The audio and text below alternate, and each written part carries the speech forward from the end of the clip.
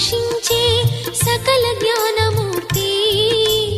ఎవరింట తాను కొలువుండునో కలుగును వారికి కీర్తి. సకల సంపదల మూలము సుమనోహరి లక్ష్మి. శ్రీ చక్రవాసిని మాత శ్రీ విష్ణు ధర్మ పత్ని. తనని నమ్మిన భక్తులకు దరిద్రమును బాపు. కొలిచెడి వనితల కొంగులలో బంగారము నింపు. అష్టలక్ష్ముల రూపున అవతారం దాల్చినది.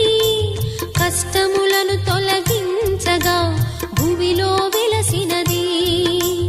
లక్ష్మీదేవి కథ శ్రీ లక్ష్మీదేవి కథ.